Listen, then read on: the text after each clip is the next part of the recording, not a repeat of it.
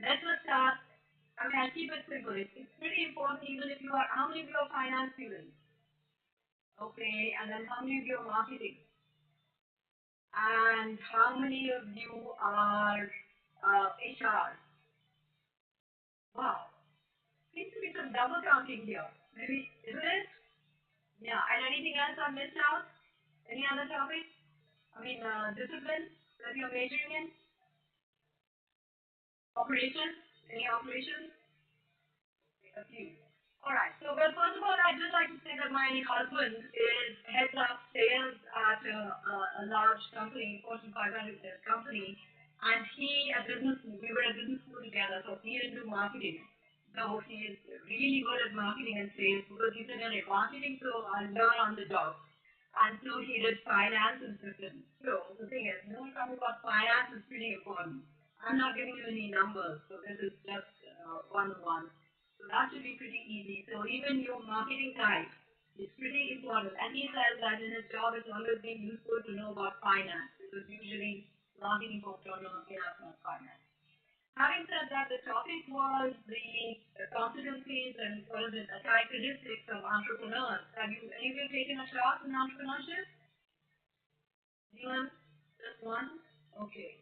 So then, let me just, that would have been pretty easy for me to talk about, but nevertheless, let us just quickly go through what are some characteristics of entrepreneurs. Anyone?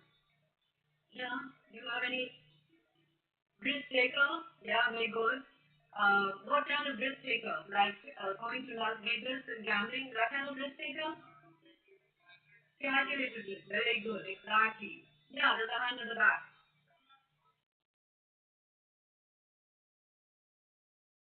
To not lose hope. Okay, yeah, so what is that? What would be the characteristic then? Optimistic, very good, exactly. So you have to be optimistic at the same time. And then what else you say? I just what someone said, shouldn't give up.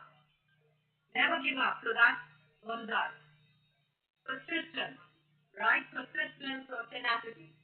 So that's also really, really important.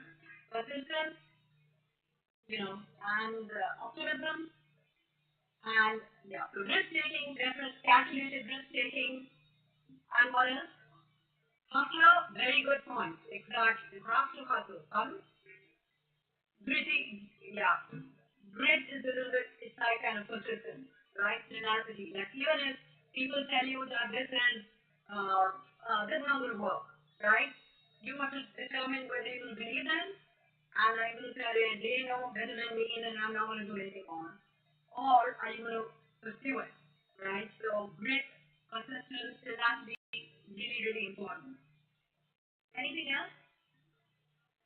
A good leader, yeah, very true. Because so one thing you haven't said, something else as well relating to leader. Anything else?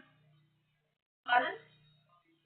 Visionary, absolutely. So that's relating to leadership. Very good. And then something else.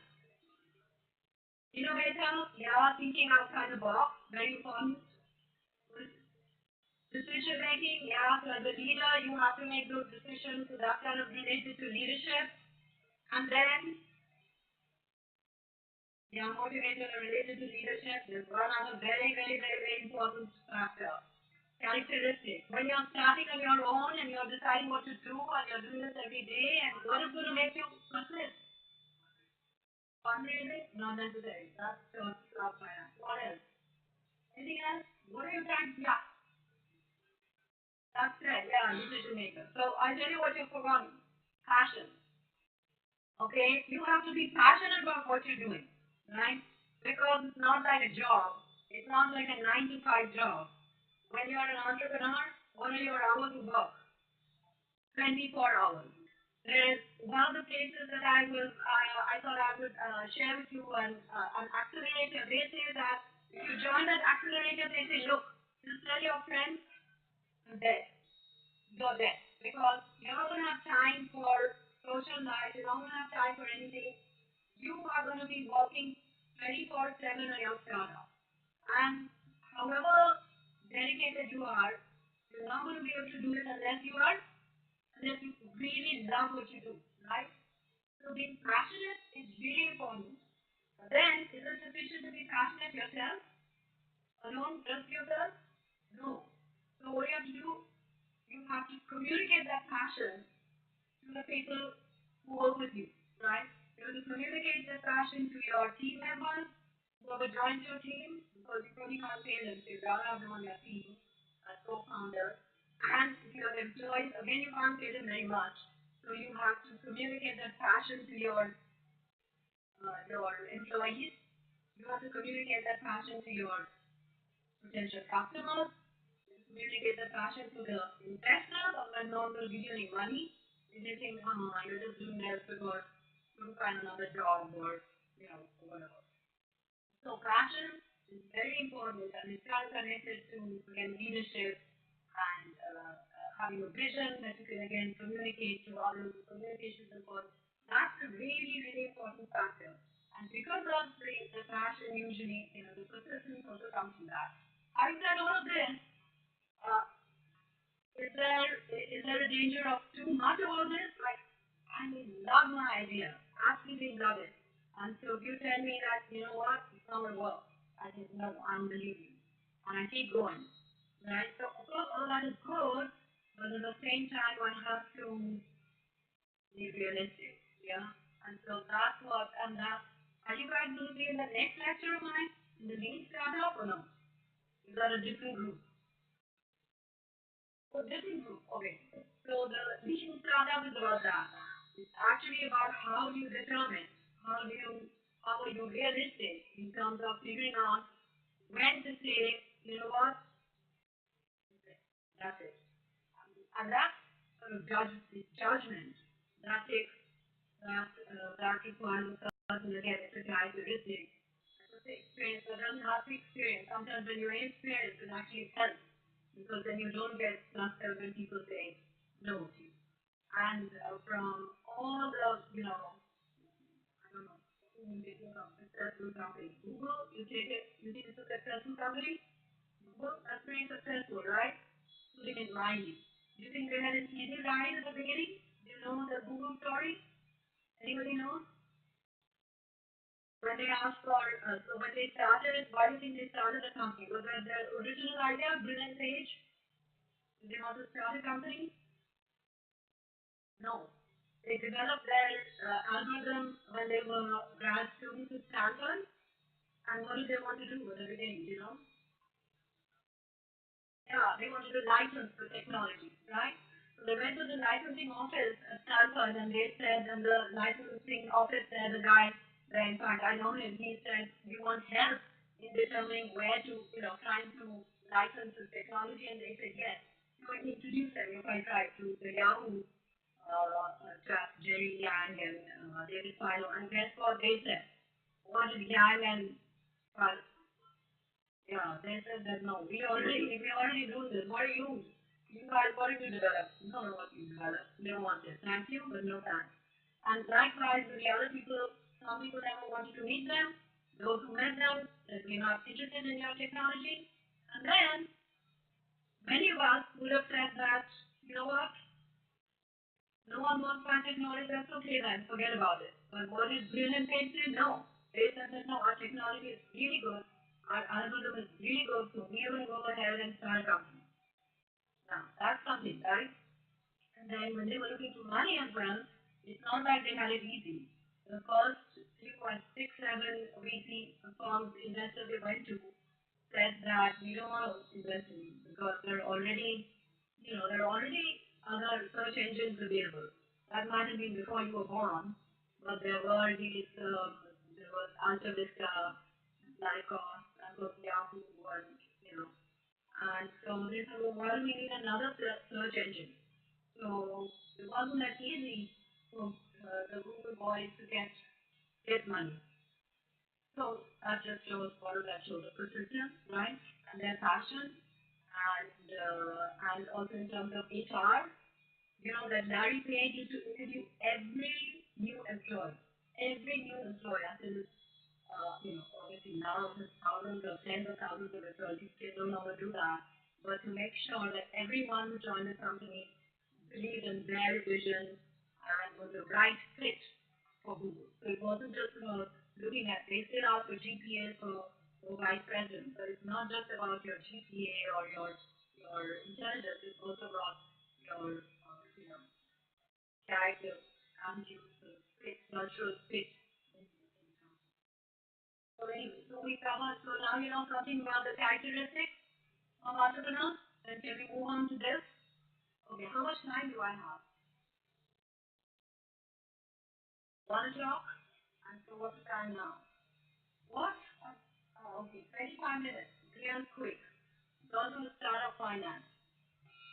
So, it's going to be impossible to cover this one. Really quick. Why do startups need funding? What are some alternative sources available? Equity versus debt. Concept of VC, pros and cons, relationship with investors, and deciding the appropriate form of funding. So I don't think I'm going to cover all of this. But is there anything here that you're particularly interested in learning about? Then I can focus on that. Anyone? Pretty good there? Okay. Okay. So why do you think they need funding? Why do you think startups need funding? Anybody?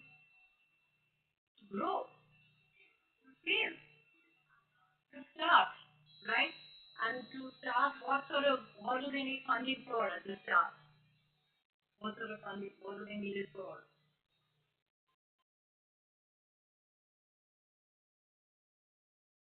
Human resources, okay, so human resources, actually, they should try to have some human resources within. Like, if you don't know some stuff, I have some students who wanted to set up some Indian students who wanted to set up they said we don't have enough good Indian food here. So we want to start an Indian food restaurant. I said, you know how to cook? They said, no. So then, if you don't have some of those skills yourself, it's not a great idea to, you need to have some of the key skills yourself. If you don't know how to cook, then it's not a very good idea to start a restaurant. You could start something else. You could start a delivery service, right? That's not a very good idea to start a restaurant if you don't have those skills. So likewise, if you're making a blog or a website or web-based app or something, you should have the ability to make that app yourself. You want to go out and hire people to make that app, then what? Those guys can do the business, right? What's your competitive advantage? So anyway, so startups need funding for firstly some capital equipment, right? Capital investment, because most things require some sort of, uh, you know, well, we can support capital investment. So that's one lot of money they need it for. Then they need some cash flow because they may, what is cash flow? Do you know what cash flow is?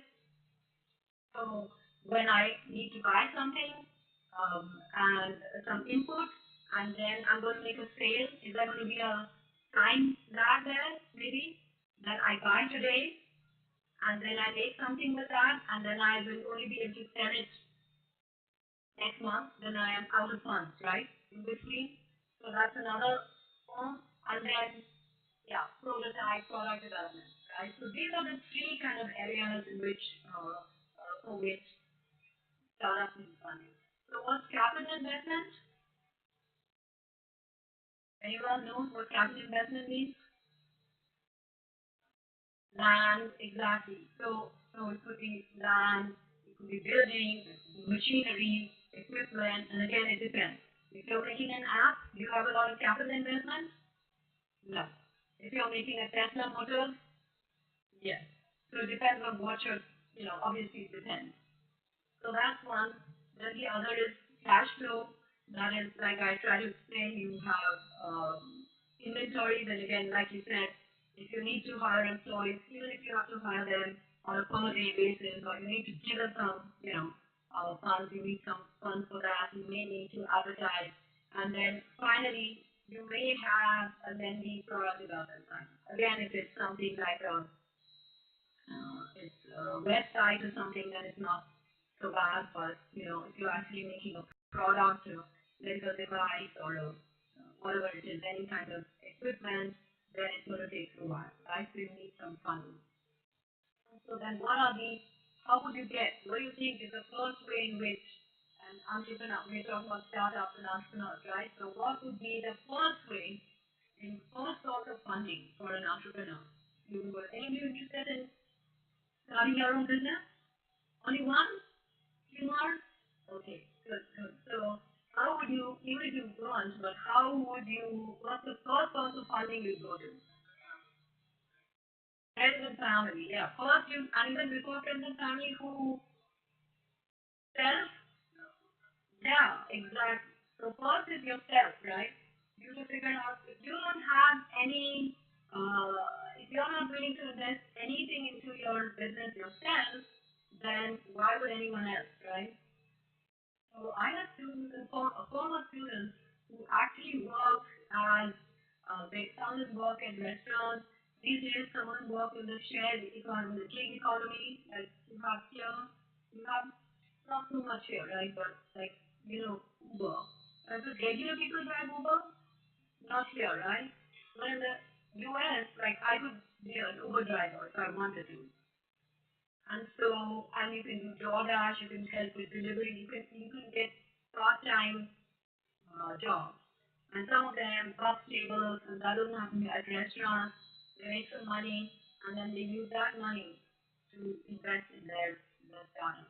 So personal, friends and family, ask your dad and mom, some of them not like me, they will try and give you money. So that would be, so that's a personal fund. That's the first way, right? And do strategies we want to talk about. Then, like you said, loans, bank loans, debt. Then you can look for another source would be equity funding. And then, there are some other creative ways in which you can also raise funds. So those are the four sort of alternative sources of finance. And creative is mixed up. I think it's mixed in with these lines. So if you have any questions, then just ask me. So personal and informal sources of finance. Informal sources of finance are, like we already said, yourself, the sweat equity that is, after you graduate from here, you could get a job, right? And if you, not you could get, let's hope you do get, right? And so if you start your own business, then what happens? There's an opportunity cost. You're not able to take up that job, right? So you're investing that same, the time that you would have been getting paid, you're investing in starting your own business. So that's kind of like your sweat equity you're putting in into the company, into your startup. And then friends and family, and then actually they talk about three S: friends, family, and food. You can come up with ways to put money into your company. But remember, your friends and family dangerous because if you take your, uncle's money, your second cousin's money, and then they don't see any progress, then you're going to get into trouble every Diwali or whenever you meet them, right? Like, क्या हो रहा है? कुछ भी नहीं हुआ, अभी तक नहीं हुआ. Then you get a bad reputation in your family, right? And everyone will say, that guy, no, no, no, no, no, don't give him any more. Because both who लेकर कुछ भी नहीं करता. So he's sitting back and having holiday in his wife. You don't want like that. You got to be careful. Then you have the third form is bootstrapping, and that's actually pretty creative. So some of you seem to know, one of you said you probably learned it in the entrepreneurship class or did you? Okay, very well. That's it. So that is finding some way of getting money without having to go for external funds. So why is that? It's why you want to. So like I think you said, go for loan, right? Didn't you? Okay. So why not just go for loan? Why bother with other ways? Can you think of why bother with other ways of getting money rather than going for a loan? What do what do you think? Yeah.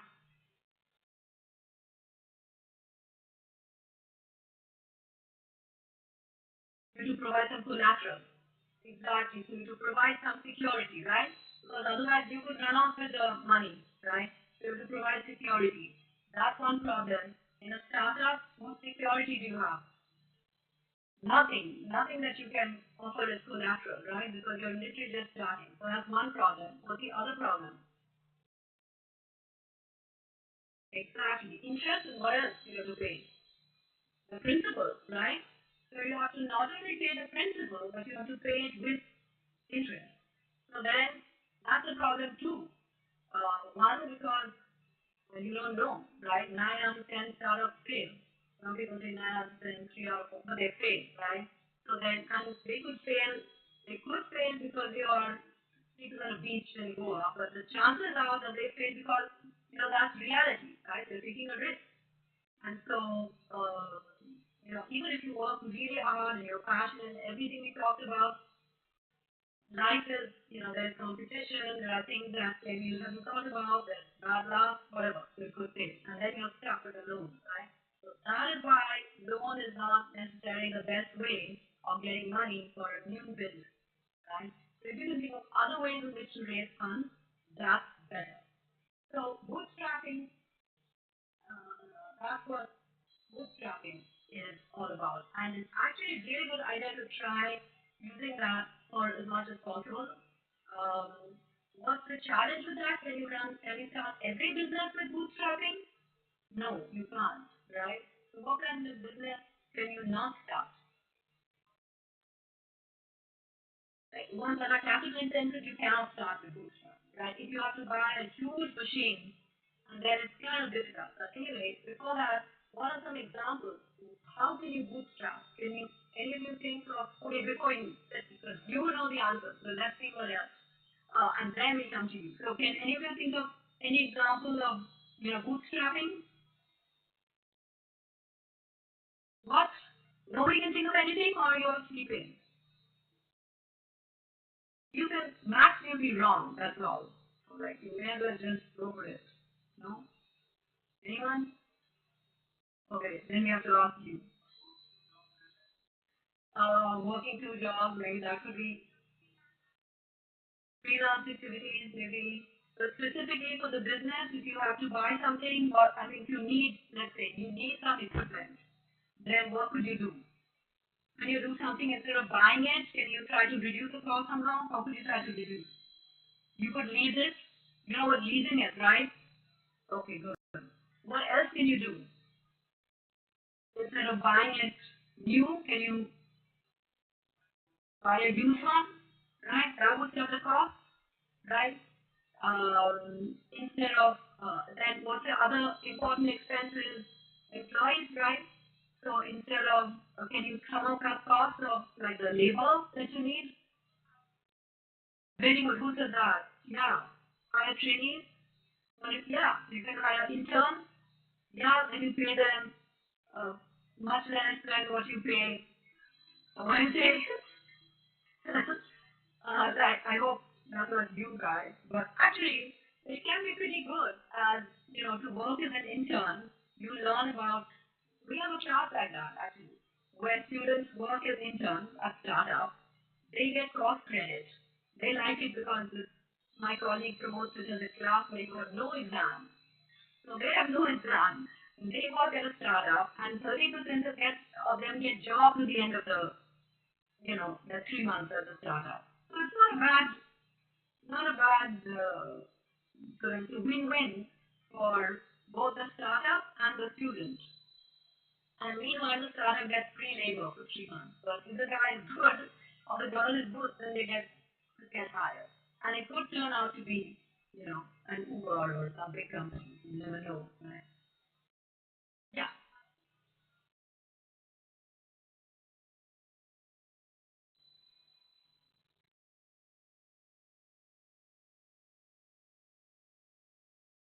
very good. Exactly, exactly. So another friend of mine, what he does is he says he watches these, American, probably here also, American TV, you have these evangelists, like I don't know whether Baba Ramdev, like these guys who come and you know, uh, yeah.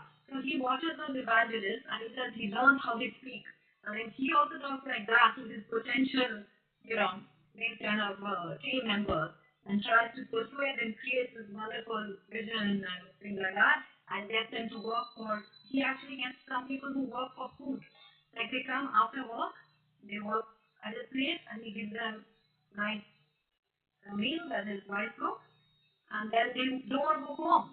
So they just love working on his company, but he says that, and he promised an equity if it leads to something. So anyway, so buying used equipment, leasing instead of buying, yeah, there could be, sharing office space, but actually sharing office space, you could also work in your kitchen, right? No need to have in your office or in your basement. One good way is taking advance payments from your customers. That's a pretty good way of actually, running a business. When I used to work here, I was again, ages ago when I was at Bank of America. One of my customers was Hero Honda. Hero Honda had just come to India. Again, it's before you were born. But anyway, Hero Honda started this process of getting deposits from customers for their motorcycles, And so we were actually it was an account where we went asking whether we could lend them money, but indeed what happened was they could take many of their large portions of deposits with the bank because they were getting tons of money from customers. And actually that was pretty good for them and for us to keep money to the bank. And so they got advance and we used it. And actually Central Hotels does the same thing. They get their money in advance. And so, yeah, coordinating purchases with other businesses so that then you get a lower, you get a discount. So that's how we think the time not very well. But anyway, debt versus equity financing, you know what debt is. We already covered it, right? So, and then what is equity financing? I think you know what equity financing is, right? Can anyone summarize it other than the young man who thinks to know everything, but anyone else? No? What's equity financing? Pardon? Owner's capital? No. Yeah, exactly. You can buy. So basically, what equity financing is that you give a part of the ownership. So when I start, if I'm starting a loan, I own 100% of my company, right? If I start with, if four of us start a company, each of us may own 25%, right? Then we bring in someone else. We bring Mana, say, okay, professor. Actually, many of these startups in the US with Stanford, they bring in their professors, okay? Then they say the professor, okay, professor gives them some money, maybe hopefully, so they give money. Then we say, okay, then you get a portion of the equity, not profit, equity. You may never become profitable, but you give a percentage of the equity, right? And then if at a later, then how would your professor get their money back? If correct. So if you're really, really, really, really lucky, ultimately you reach a stage when you're making profit and you can return the profit. In the valley, in Silicon Valley where I live, that is not the norm. Okay? Even if the company starts making profit, it's rare that the company gives that to the shareholder. No. The way that ultimately it repays, usually that it repays the investors, the early investors is by IPO or like any of you use WhatsApp? Yeah, acquisition. Right? So WhatsApp is a dropout from my university where I teach. I do try to contact him. And but I tried to contact him the day I learned that his company was being acquired by Facebook. So that day, another 18 million people probably tried to contact him.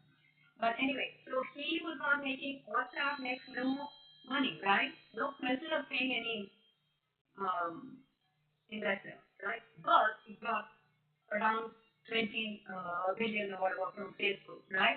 And so then it can, every investor in the company, actually every employee in the company became a millionaire because they had some stock options and then they got that, stock because of funding. So anyway, that's equity financing. So at the beginning, it's a good idea because yeah, you're giving them maybe 5%, 10%. It's 10% of zero because there's nothing. That's no, it's only paper value, just on paper. But you never know. You could become a WhatsApp. You could be acquired for a large amount of money, and then everybody, including all the employees, could become, could realize the shares. So you understand the difference? That's equity. You are an owner, right? Then what happens in the case of the company if it closes down? What happens? What? Yeah. But equity? Nothing. There's no law. There is nothing. You just you put in some money. You were only going to gain if the company was going to be acquired or it become public, or in India maybe if it became profitable, right? But if none of these things happen, you invested, then you lost. That's it. That's the real world. So that's now you see the difference. So from the point of view of the entrepreneur, I'm the entrepreneur. Um, debt versus equity. Which one sounds better? How many of you say debt? How many of you say debt? You say debt? Okay. And how many of you say equity? And how many of you are not saying anything? So why do you say debt? Why is debt better? Cheaper? Cheaper.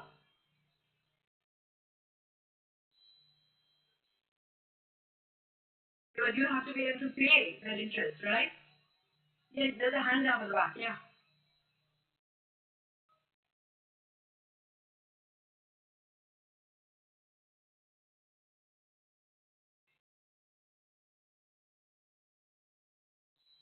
So there are some taxation benefits to debt.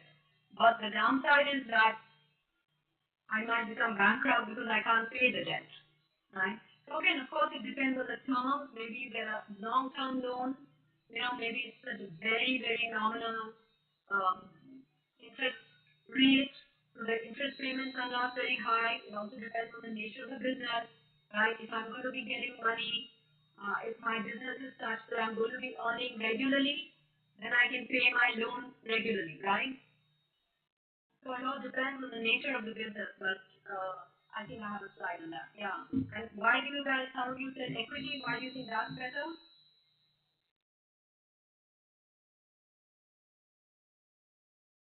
Right.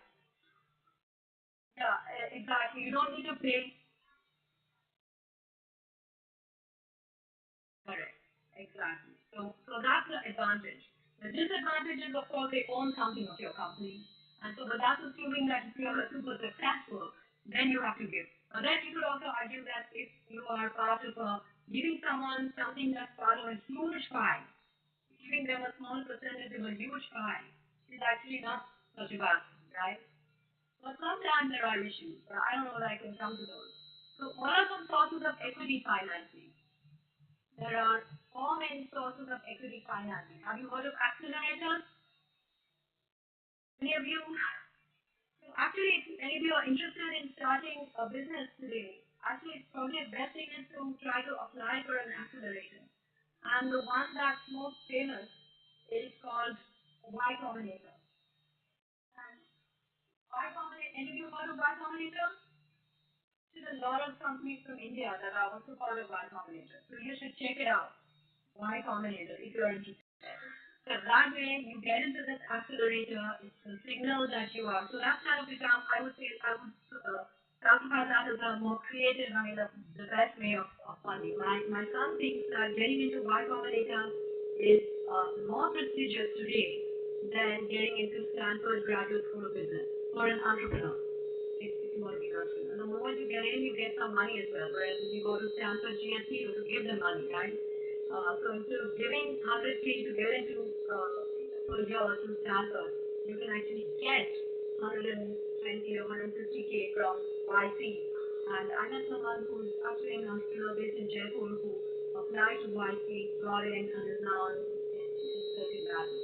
So they help you to accelerate your business to grow. That's the accelerator. They invest. They take 5 to 7% equity, and in return for that, they give you this money. So that's accelerator. Angel investors, you heard of angel investors? Okay, good. Then I don't need to cover that. Venture capital, that's the next level. So accelerators will give you the least amount of money, then angels will give you more and they'll take, slightly higher stakes. Venture capital will give you even more money, but then again take more stake and they want more control. It's not just about giving you money, it's also taking control. That's the downside of equity, getting equity capital. That you may get kicked out of your own company if you get too much, because the other guys, the investors, will have more control of your business, right? And so they may say that, hey, this company is not going well. The first thing company is not going well, they say, let's change the CEO. So your baby, you started it, but you may have to leave. And you see this, and I'm not familiar with American cases, but you're probably familiar with Uber.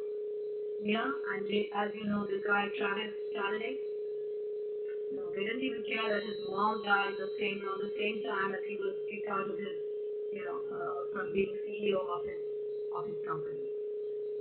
So, and then final form of equity funding is an IPO, which is what everyone aspires to. On that kind of path, that's not as easy as it is now. So, any questions at this stage? I'm done. I mean, time is up, so I don't know what to do. I guess I have to stop. 10 minutes? Okay. So angel investors, you guys all know, so I don't need to talk about it. Angel investors, you know who that is in the corner? Yeah. So you know that he's an angel, he's invested in our companies, right? Actually, angel investments has increased. I was just checking to this graph, I was checking that in the last 4 or 5 years it started. Otherwise there wasn't really any angel investments, but even in the last 1 year, it's increased between 2015 and 16. It's increased from 47 ventures to 69 ventures have been funded, and the amount of money is also increased that company has got. So this is at an early stage, and then venture capital is at a slightly later stage, and especially in India at a later stage. Where you already need, so later stage means what? You need a product. You already need to show that you have some customers, your customer validation.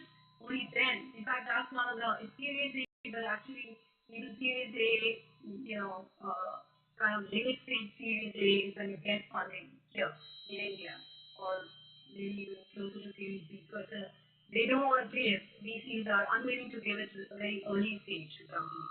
That is why you need to look at others. So anyway, there's limited partnerships of money managers. Basically, the thing is that VCs, they are not just putting in their own money, right? Whose money are they putting in? Other people's money.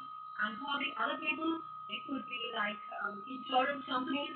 Insurance companies have to keep their money somewhere, or endowments, or So instead of putting your money, institutions who put their money in the stock market, they put some of their money into venture capital funds.